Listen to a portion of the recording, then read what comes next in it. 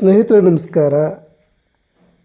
D V ಜಿಯವರ ಮಂಕುತಿಮ್ಮನ ಕಗ್ಗದ ಮುಕ್ತಕಗಳು ಒಮ್ಮೆ ಓದಿ ಅಥವಾ ಕೇಳಿ ಮರೆಯುವಂಥವುಗಳಲ್ಲ. ಆಗಾಗ ಅವುಗಳನ್ನು ಮೆಲುಕು ಹಾಕುತ್ತಿದ್ದರೆ ಅವು ಹೊಸ ಹೊಸ ಅರ್ಥವನ್ನು ಕೊಡುತ್ತಾ ಇರ್ತವೆ.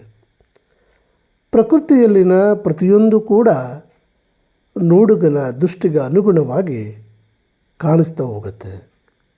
ಅದಕ್ಕಾಗಿಯೇ ದೃಷ್ಟಿಯಂತೆ ಸೃಷ್ಟಿ ಎಂದು ಹಿರಿಯರು ಹೇಳಿತು.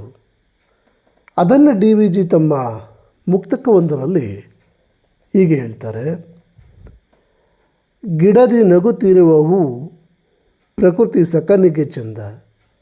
ಗಿಡದಿ ನಗುತ್ತಿರುವ ಹೂ ಪ್ರಕೃತಿ ಸಕನಿಗೆ ಚಂದ. ಮಡದಿ ಮುಡಿದಿರುವ ಹೂ ಯುವಕಂಗೆ ಚಂದ. ಗುಡಿಯೊಳಗೆ ಕೊಡುವ ಹೂ ದೈವ ಭಕ್ತಗೆ ಚಂದ. ಬಿಡಿಗಾಸು ಹೂ ಒಳಗೆ ಮಂಕುತಿಮ್ಮ. ಪ್ರಕೃತಿಯ ಸೊಬಗನ್ನು ನೋಡಿ ಸವಿದು ಆನಂದ ಪಡುವವನಿಗೆ ಗಿಡದಲ್ಲಿ ಆಗತಾನೆ ಅರಳಿ ನಿಂತಿರುವಂಥ ಹೂವು ಸೊಗಸಾಗಿ ಕಾಣಿಸುತ್ತೆ, ಮನಸ್ಸನ್ನು ತಣಿಯುವ ಹಾಗೆ ಮಾಡುತ್ತೆ. ಅದೇ ಹೂವು ಹೊಸದಾಗಿ ಮದುವೆಯಾಗಿರುವಂಥ ಯುವಕನಿಗೆ ತನ್ನ ಪತ್ನಿಯ ತಲೆಯಲ್ಲಿ ಇದ್ದರೆ ಅದು ಆನಂದಕರವಾಗಿ ತೋರುತ್ತೆ.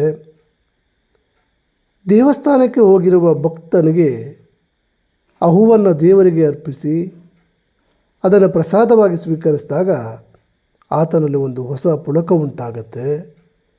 ಇವರೆಲ್ಲರಿಗೂ ಕೂಡ ಒಂದು ಹೂ ಬೇರೆ ಬೇರೆ ರೀತಿಯಲ್ಲಿ ಆನಂದವನ್ನು ಉಂಟು ಮಾಡಿ ಆ ಹೂವಿನ ಸೊಗಸನ್ನು,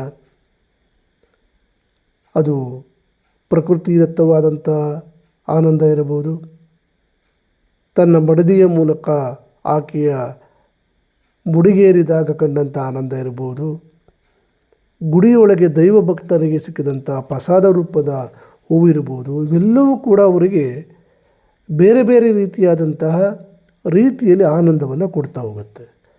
ಇಷ್ಟೆಲ್ಲ ಆನಂದವನ್ನು ಕೊಡುವಂಥ ಹೂವು ಆ ಹೂವನ್ನು ಮಾರ್ತಾ ಇರುವಂಥ ಹೂವಾಡಗಿತ್ತಿಗೆ ಅಥವಾ ಮಾರಾಟಗಾರ್ತಿಗೆ ಮಾತ್ರ ಒಂದು ಬದುಕಿನ, ಆಕೆ ಮಾರಾಟದ ಮೂಲಕ ಬರುವಂಥ ಹಣ, ಆ ಬಿಡಿಗಾಸು ಆಕೆಗೆ ಜೀವನದ ದಾರಿಯಾಗಿರುತ್ತೆ